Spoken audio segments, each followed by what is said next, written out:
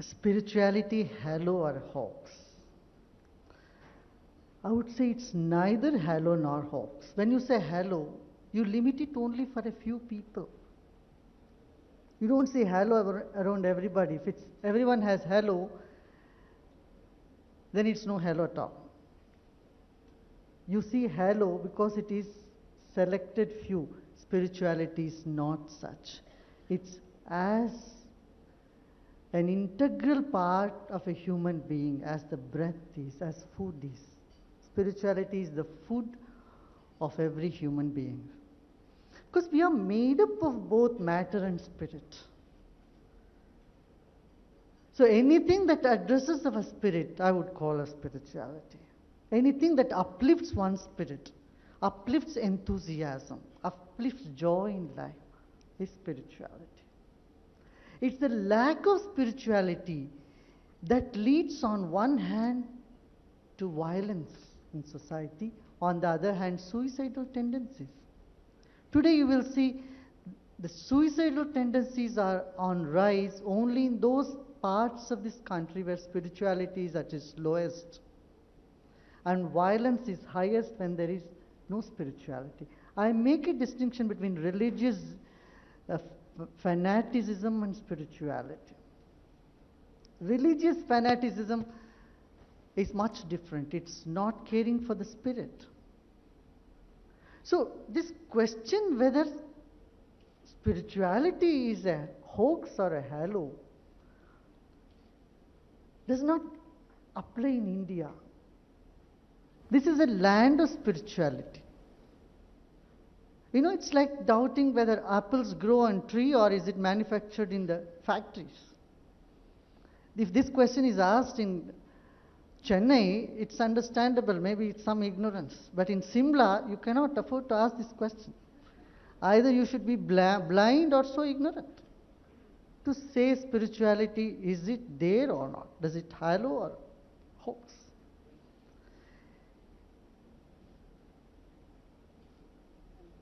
You know, we often glorify people who are dead and create a halo around them, and those who are living, we brand them as hoax. This has been a history in the world. When Jesus was alive, he was considered a hoax. And Kabir was given the same treatment by the Pandits of Kashi. Only when a person dies, then a sainthood is conferred on him. This has been the Occidental thinking, not in the Indian scenario here. Mahatma Gandhi, what do you consider him as? Spiritual person or not? Mahatma Gandhi removed his tie and coat and put aside his law books, and he wore a dhoti and took a Gita on his hand, went up and down this country, united this country, brought freedom for India. Today what we call in India is a gift of spirituality. Mahatma Gandhi became a spiritual person so he could unite this country. I remind you, there were people even at that time who considered Mahatma Gandhi a hoax. They just put him down. If everybody had followed Mahatma Gandhi, this country, there wouldn't have been a division in this country also. That was an unfortunate thing anyway. So Mahatma Gandhi, Chaitanya Mahaprabhu, Mirabai, Atwale ji, Dongre Maharaj, there has been a host of spiritual people guiding this country time to time. And basically, Indians are spiritual, that's why they are secular also. You know, as business houses, you hire and fire people, give them deadlines. You know what do? When you hire somebody, give deadlines to them, they come to us. When you fire them, they again come to us. Because a person cannot handle all this pressure in the head. They want to relieve that pressure. So a point of solace is needed for people. A spiritual person handles three roles. One is he is a counselor, role model, And then he also is a doctor, counselor or advisor. Psychosomatic illnesses are a biggest problem in today's, that. And when they find somebody in whom they confide, they just tell their aches and pains, they get themselves relieved of themselves. So, devoid of spirituality, this country would have become like Congo, where there is ethnic conflicts on rise, or former Yugoslavia-like situation would arise, where people would go hither-thither. It's a spirituality which is binding this country in one string and helping people to move ahead. Of course, like in any other field, there are hopes. There are. I don't deny that. I don't say everybody who claims to be spiritual are good. Today in this country, there are 18,000 and odd hospitals, 1.25 million doctors. So many operations happen. Many of them fail. So in the same way, there are 255,553 Swamis and saints in this country. In this 2 lakh, there may be 10, 15 who are just in the garb of spirituality, may be exploiting people. That's a fact. But like every other discipline, like a musician, when you're out of tune, when you're playing musician, a musician can point out, can know it, catch it. So people grasp such situations. They know. They see what is genuine. Because heart knows. Head cannot relate to spirituality. It's the heart which relates to spirituality. So people can feel, there is an intuitive sense in people whether somebody is genuine or not. So to help this situation from AIDS, drugs, alcohols, and all these vices in the society, spirituality comes handy. And it has contributed enormously in that sense to people. At times of difficulty, it's a spirituality that gives strength and make people move ahead. We cannot take this away from people. In the last 5 years in US alone, the interest in spirituality has gone up by 500 times. Yoga is a $27 billion industry in America, United States of America.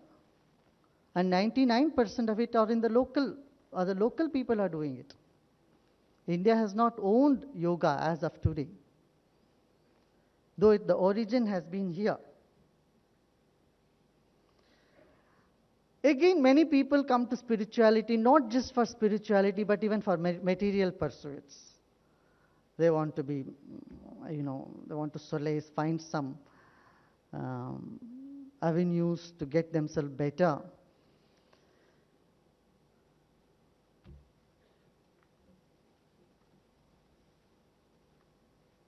And people who are miserable, they come to spirituality.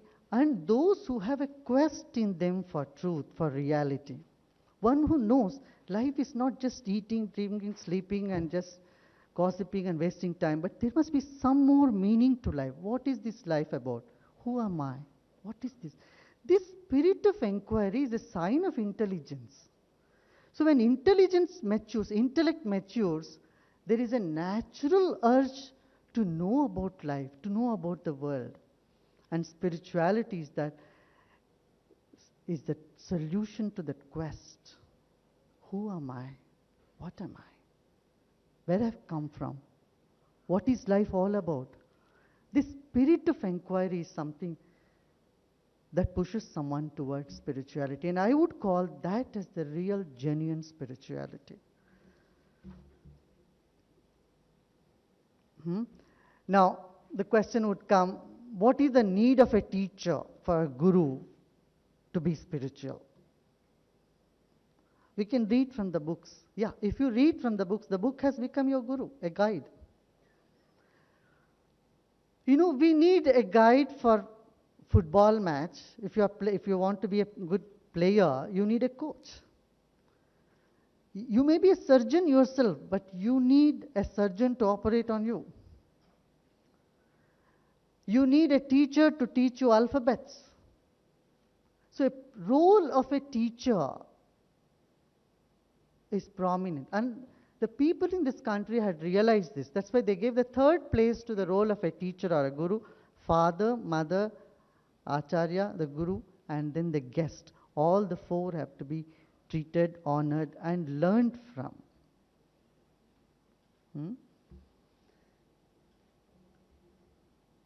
Now, many people in this country, they think they don't need to go to dentist. 49% of the people in this country don't brush their teeth. They feel there is no need for it. 79% of the people have never visited a dentist in their life, though they brush their teeth. So, one who has tread the path, have known something, then they can say it is not necessary. If J. Krishnamurti tells you, you don't need a teacher, he is right. He doesn't need a teacher.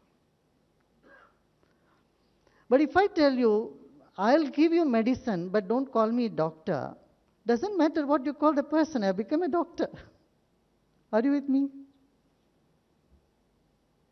Huh? So a guide is essential. A teacher is needed.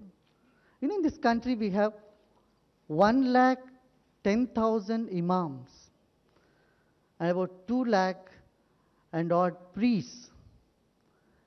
Though their job is limited, they some way contributing for the sanity in the society. I do agree there are many who are out there and they do misguide also, no doubt. But we cannot assume the whole field of spirituality as hoax. Am I stepping out of my time? Please tell me.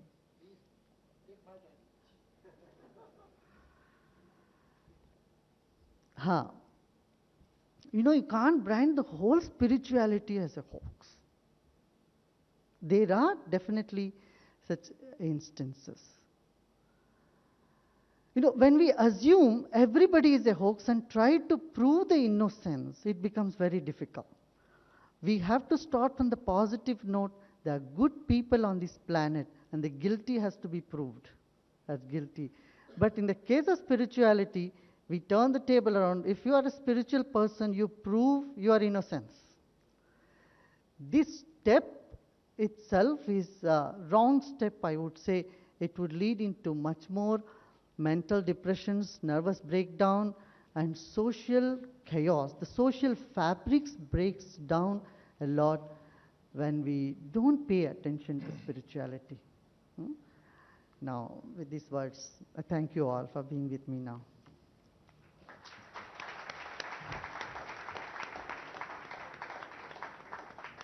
I'm quite sure, ladies and gentlemen, that in this august assembly, nobody would envy my position at this moment. Speaking after such a charismatic and formidable personality like Sri Ravi Shankar is like coming out of the pavilion to play after Tendulkar has made a sparkling century. But in some weak moment, I had committed myself.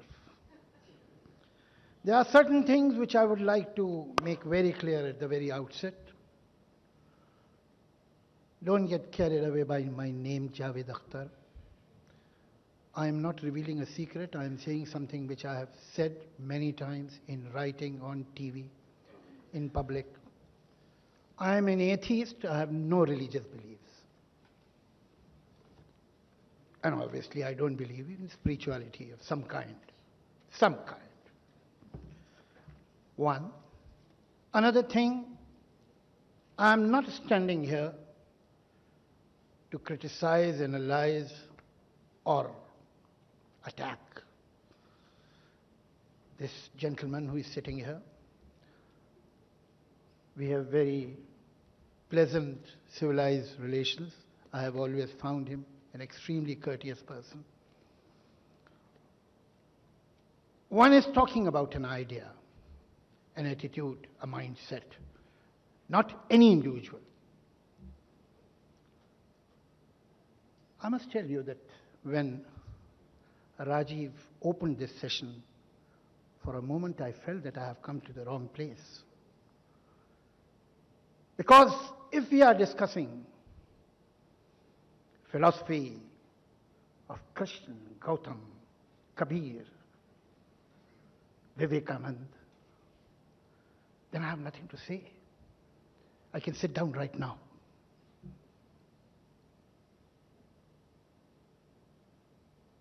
I am not here to discuss a glorious past of which I suppose every Indian is proud, and rightly so. I am here to discuss a dubious present. India today has invited me, and I have come here to talk of spirituality today. Let's not confuse this word spirituality. You can find two people with the same name and totally different people. You know, Ramayana was written by Manas, to be right, was written by Tulsidas. And the television film is made by Ramanan Sagar. Ramayana is common, but I don't think it will be very wise to club Tulsidas with Ramanan Sagar. I remember when he had written Ramcharitamanas, he had faced a kind of a social boycott. How could he write a holy book in such a language like Awadhi? Sometimes I wonder, fundamentalists of all hues, all colors of religion, all communities, how similar they are. In 1798, a gentleman called Shah Abdul Qadir, in this very city, for the first time translated Quran in Urdu. And all the ulmas of that time gave fatwa against him, that how could he translate this holy book in such a heathen language. When Tulsi wrote Ramcharitamanas and he was boycotted, I remember a chaupai that he had written. धूत कहो अवधूत कहो रजपूत कहो कि जुलाहा कोहू कोहू की बेटी से बेटा न ब्याह कोहू की जात बिगाड़ न चाहू मांग के खैबो मस्जिद में रहिबो ले बेकाए न देबे का तोहू. When Ramanand Sagar made his television serial, he made millions. I am not undermining him, but obviously he is much lower in the rung. I'll give you another example. Perhaps that will be more direct and more appropriate. Gautam came out of a palace and went into wilderness to find the truth. But nowadays we say that modern age gurus come out of wilderness and wind up in the palaces.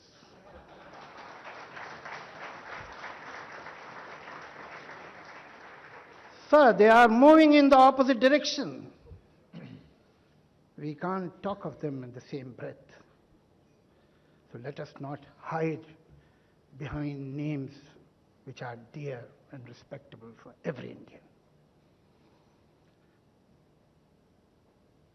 When I was invited to give this talk, I felt that yes, I'm an atheist, I try to be a rationalist in any given situation. Maybe that's why I'm called. But suddenly I realized that there is another quality that I share with modern age guru. I work in films. We have a lot in common. We also, both of us, sell dreams. Both of us create illusions. Both of us create icons. But with a difference. After 3 hours, we put a play card. The end. Go back to reality. They don't.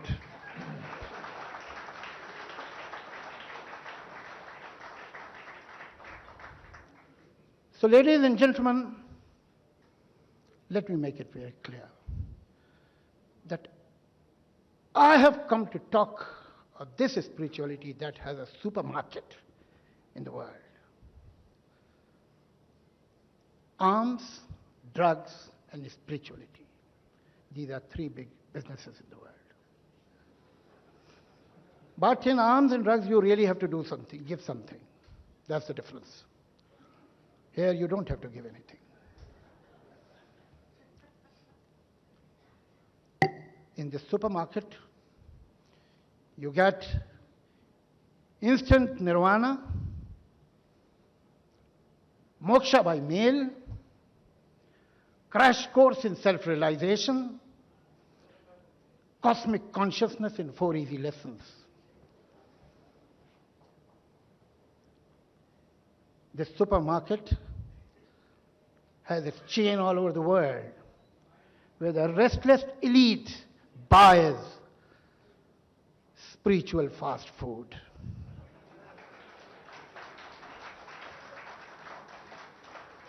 I am talking about this spirituality. Plato, in his dialogue, has said many a wise thing, and one of them is that before starting any discussion, decide the meanings of word. Let us try to decide the meaning of this word spirituality. Does it mean love for mankind that transcends all religion, caste, creed, race? If that's so, I have no problem. Except that I call it humanity. Does it mean love of plants, trees, mountains, oceans, rivers, animals, the non-human world? If that is so, again I have no problem at all, except that I call it environment consciousness. Does spirituality mean heartfelt regard for social institutions like marriage, parenthood, fine art, judiciary, freedom of expression? I have no problem again, sir. How can I disagree here? I call it civil responsibility. Does spirituality mean going into your own world, trying to understand the meaning of your own life? Who can object on that? I call it self-introspection, self-assessment. Does spirituality mean yoga? Thanks to Patanjali, who has given us the detail of yoga. Yam, yatam, asan, pranayam. We may do it under any name. But if we are doing pranayam, wonderful. I call it health care, physical fitness. Now, is it a matter of only semantics? If all this is spirituality, then what is the discussion? All these words that I have used are extremely respectable and totally acceptable words. There is nothing abstract or intangible about them. So why stick to this word spirituality? What is that in spirituality which is not covered by all these words? Is there something? If that's so, what is that?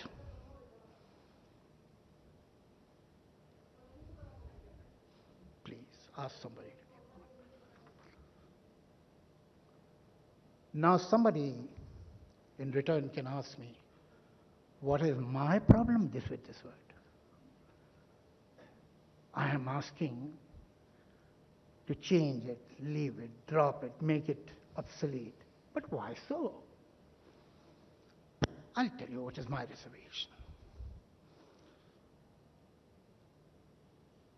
If spirituality means all this, no discussion. But there is something else which makes me uneasy. In dictionary, spirituality is rooted in a word spirit. When mankind did not know whether this earth is round or flat, he had decided that human beings are actually combination of two things, body and spirit. Body is temporary, it dies. But the spirit is, shall I say, non-biodegradable.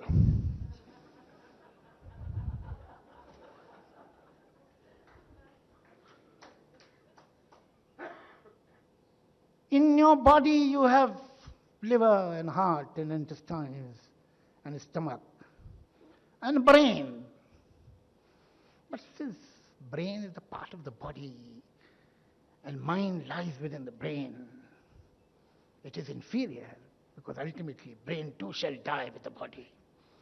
But don't worry, you are not going to die because you are your spirit. And the spirit has the supreme consciousness that will remain. And whatever problems you have is because you listen to your mind. Stop listening to your mind. Listen to your spirit, the supreme consciousness that knows the cosmic truth. Now, all right, it's not surprising that in Pune there is an ashram, and I used to go there. I love the oratory. So, on the gate of the lecture hall, there was a placard. Leave your shoes and minds here. There are other gurus who don't mind if you carry your shoes. But mind, sorry.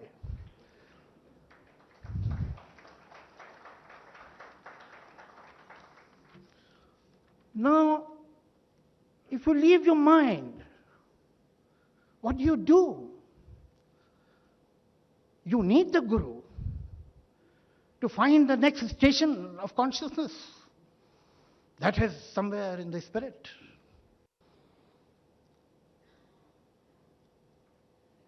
He has reached that supreme consciousness. He knows the cosmic truth. But can he tell you? No, sir, he can't tell you. So can you find out on your own? No, sir, you need him.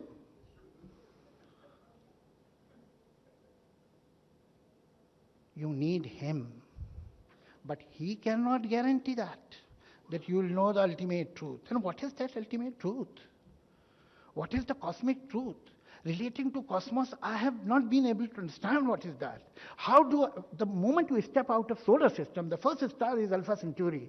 It is just 4 light years away. How do I relate to that? What do I do?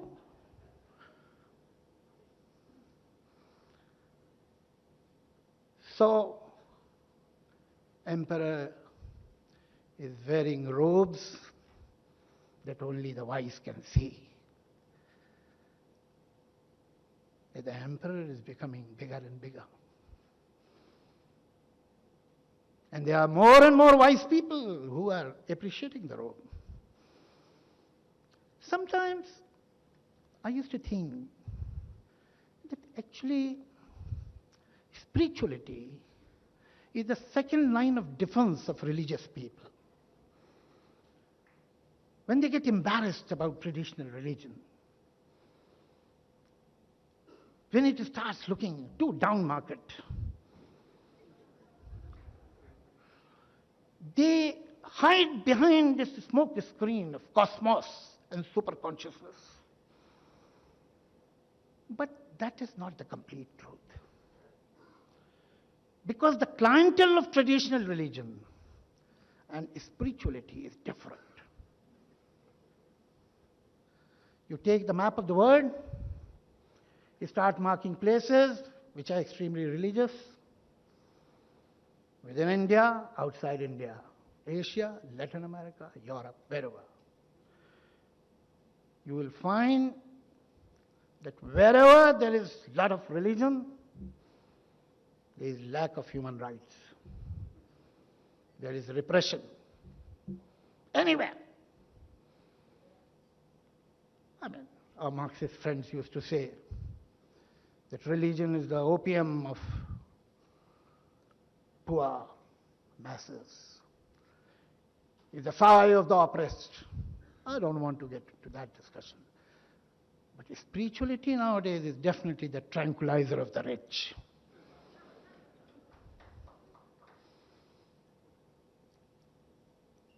You see, the clientele is bejeweled and well healed. It is the affluent class. All right, so Guru gets power, high self-esteem, status, wealth, which is not that important, power. But a lot of wealth too. What do the disciple gets? This rich disciple. When I looked at them carefully, I realized that there are categories and categories. It's not a monolith. There are different kind of followers, different kind of disciples. One who is rich, successful, doing extremely well in his life, making money, gaining property. Now, since he has everything, he wants absolution too. So Guru tells him that whatever you are doing, it's nishkam karma. You are playing a role. This is all Maya. The money that you are making every day and the property that you are acquiring, you are not emotionally involved with it. You're just playing a role. You come to me because you are in search of eternal truth. Maybe your hands are dirty, but your spirit and soul are pure. And this man, it starts feeling wonderful about himself. For 7 days he is exploiting the world. And at the end of the 7 days, when he goes and sits at the feet of Guru, he feels, I am a sensitive person.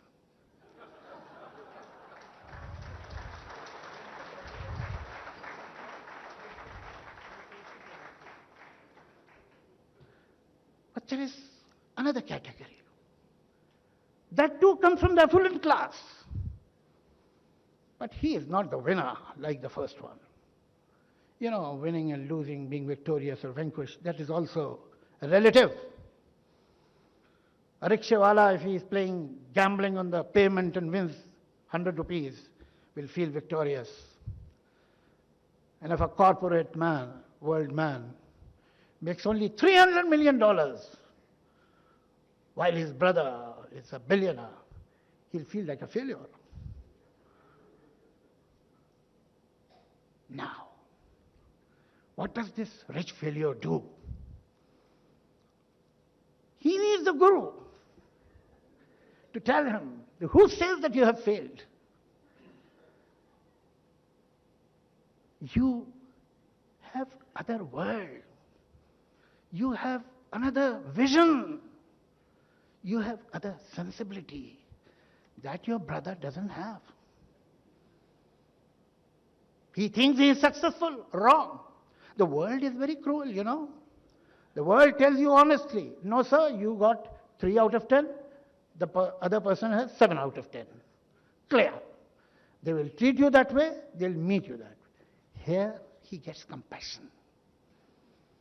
Here, he plays another game, another category.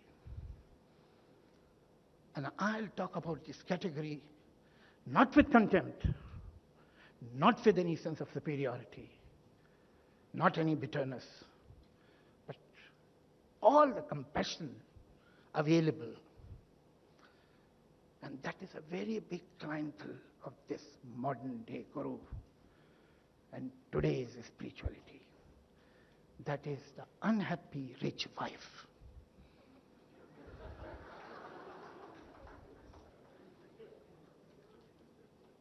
Here was a person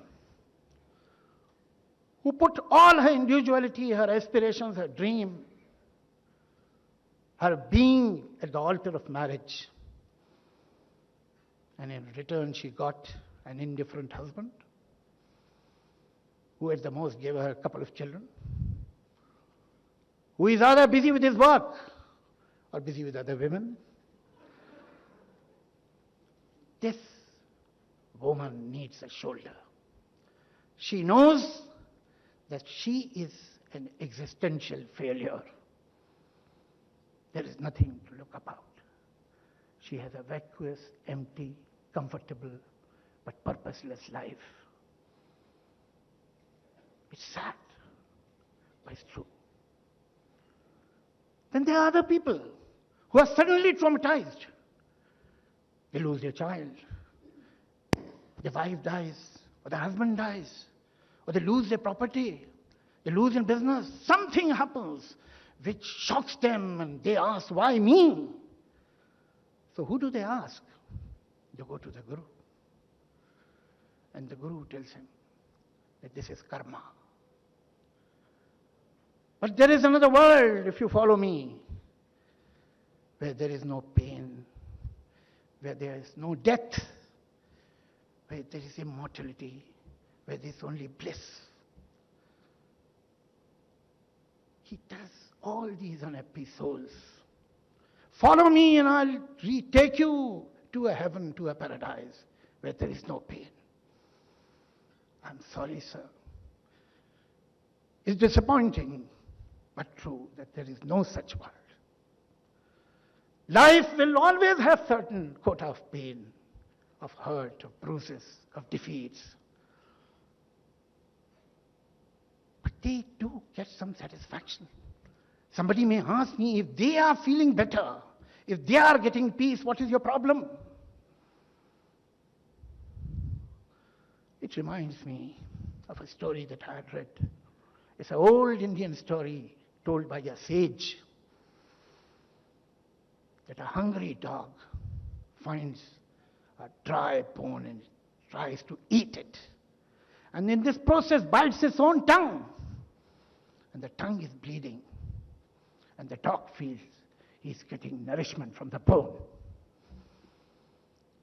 I feel sad.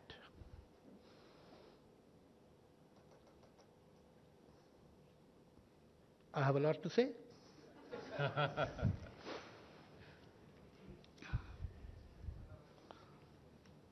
Because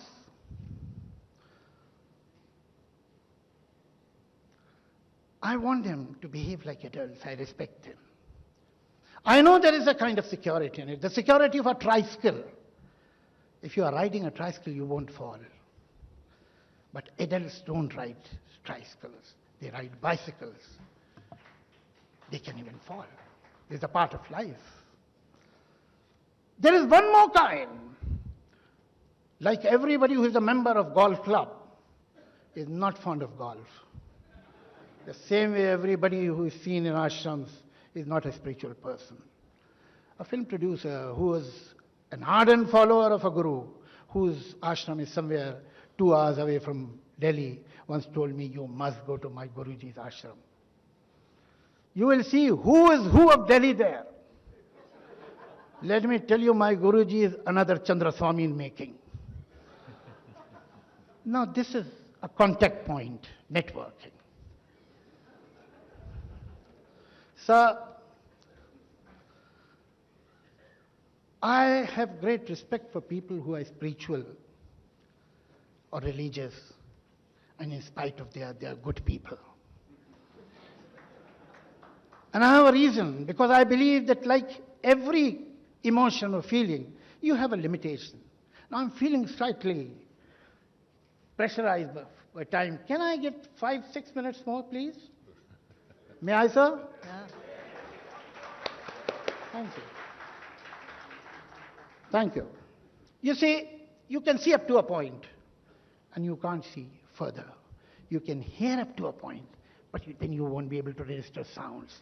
You can mourn up to a point, and after that you will get over your mourning. You can feel happy up to a point, and then you will get over happiness. The same way, I'm sure that you have a capacity for nobility also. You can be as noble and no more. Now suppose we turn this capacity of nobility in average man in 10 units. Now anybody who goes to pray in a mosque 5 times is consuming this 5 units there. Anybody who goes to a temple or sits in the feet of the Guru, he's consuming his quota of nobility there and totally non-productive. I don't go to pray. I don't pray. I don't go to any guru or mosque, any temple or church. What do I do with my quota of nobility? I'll have to help somebody. I'll have to feed somebody. I'll have to give shelter to somebody.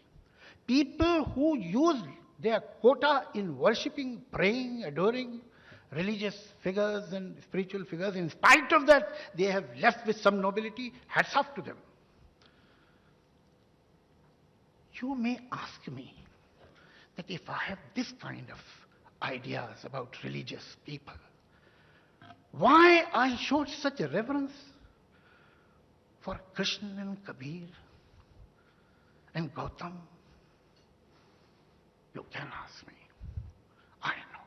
I'll tell you why I respect them. They are the great contributors in human civilization. They were born in different points of time in history, in different situations. But one thing is common in them. They stood up against injustice. They fought for the downtrodden. Whether it was Raman or Kans or Pharaoh or the high priests and Palace Pontius or the British Samraj in front of Gandhi or the communal empire of Firoz Tughlaq in the times of Kabir. They stood up against that.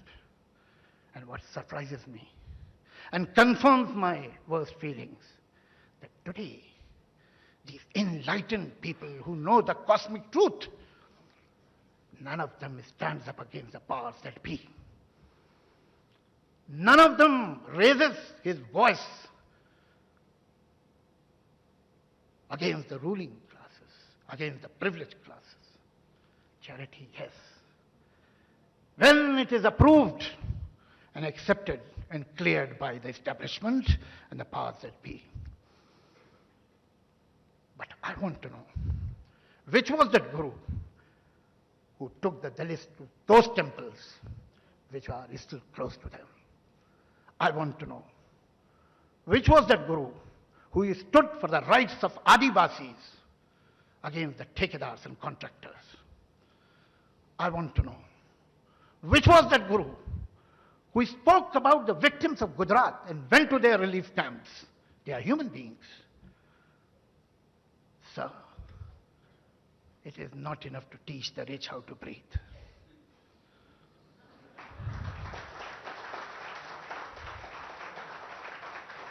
At best, it is rich man's recreation. It is the hypocrite's pretension. It is mischievous deception. And you know, in Oxford dictionary, mischievous deception is a term that is used for a word, and that word is hoax. Thank you.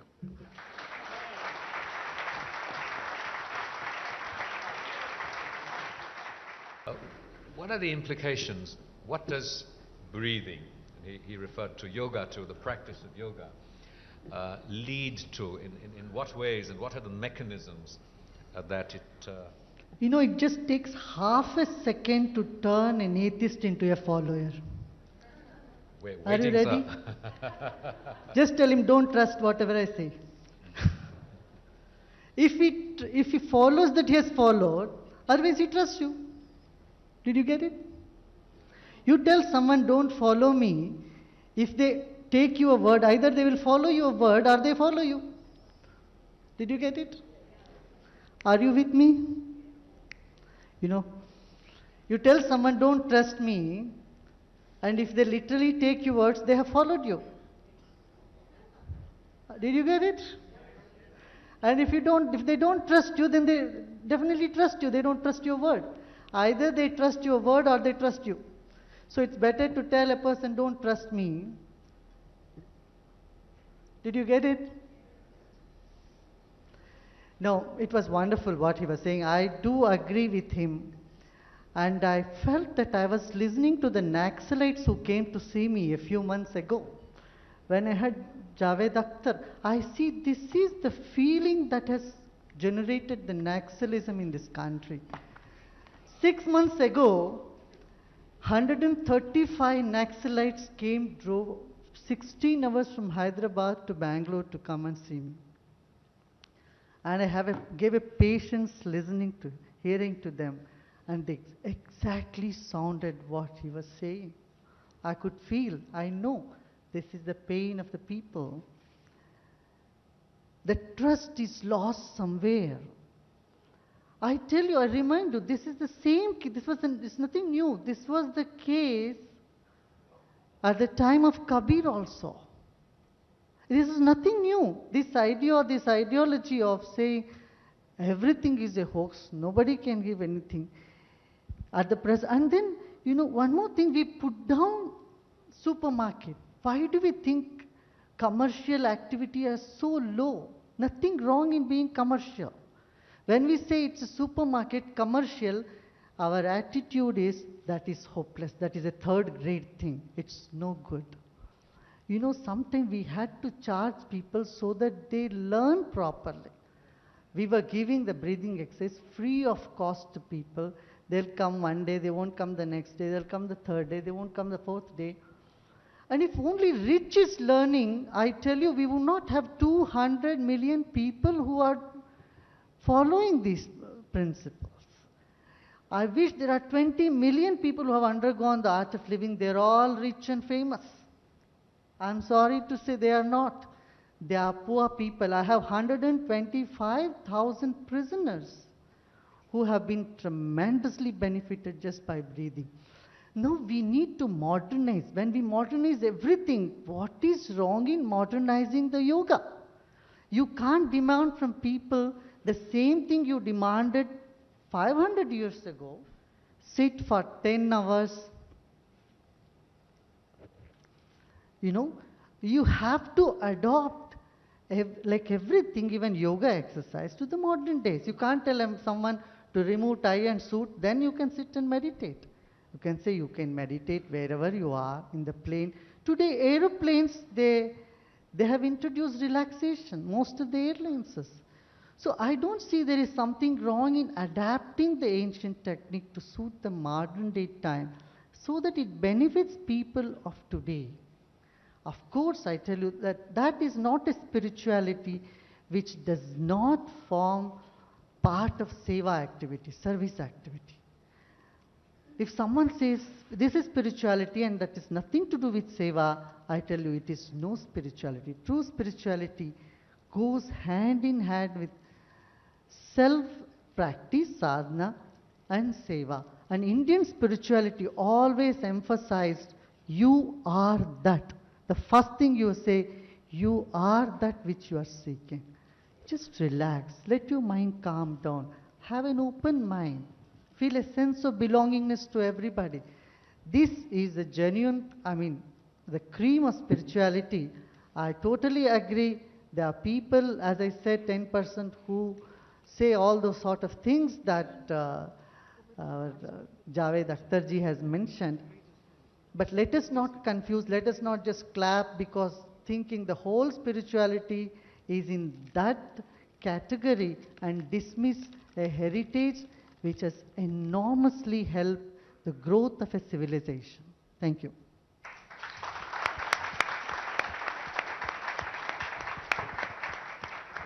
Sorry. Javed bhai, I think that what Shri Shri Ravi Shankar ji is saying is that true spirituality leads to a personal transformation that can make one more efficient in the practice of seva and service. Isn't that in a sense him saying the same thing as you are, that ultimately our obligation and commitment is to serve society and make a difference and impact the community? Maybe you're just coming from two slightly different paths, that you're looking at a process of change and transformation from a more external social orientation, and he's looking at it from personal internal transformation. First of all, I think that I don't see any need to respond to Shri Ravi Shankar ji because he has very kindly not contradicted anything that I have said.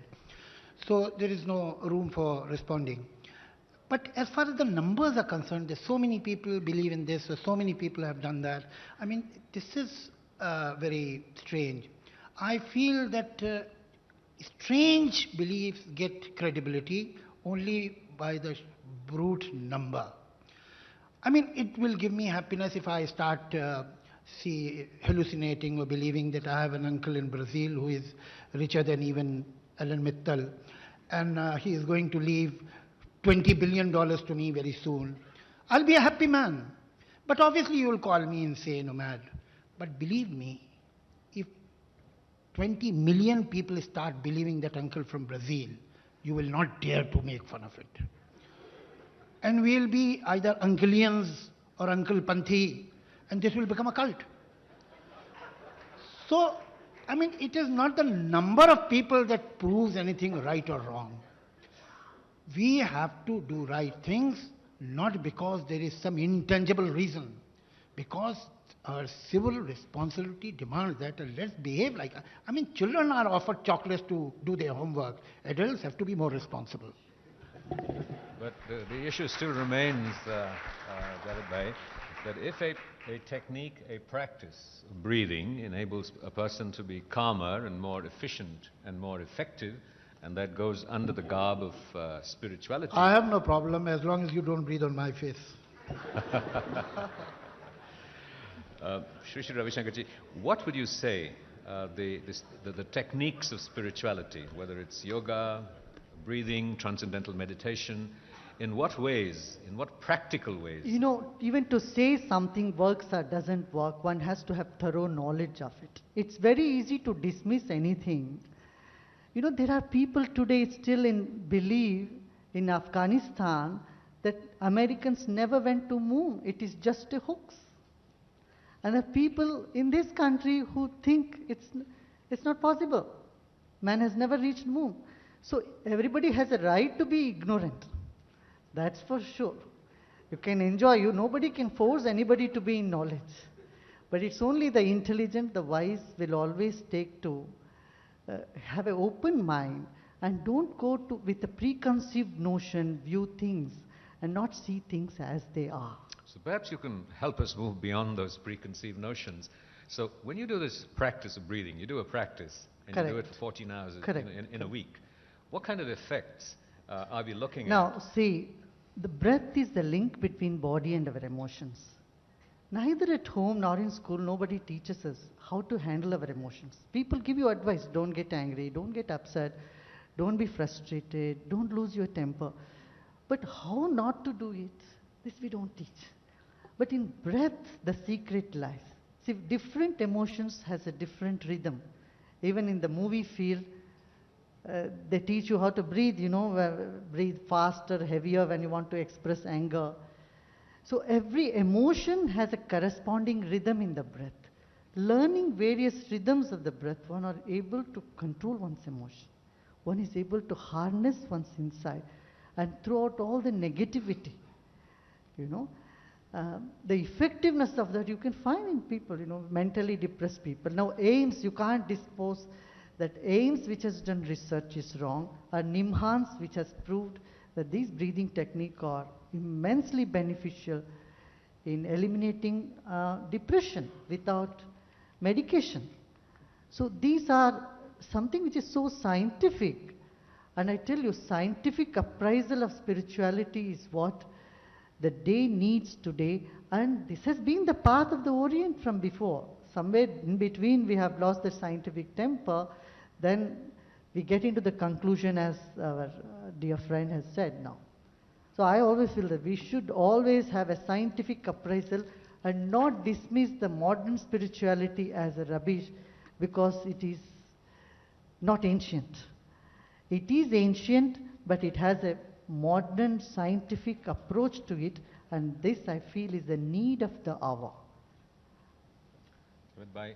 And just final question, and we'll open this up to the audience. Yeah, it will continue. There is an empirical basis, says Sri Ravi Shankar, to the impact, the effectiveness, the efficacy of breathing in your face. You have to, when you get heart attack, somebody has to breathe in your face, you get your life back.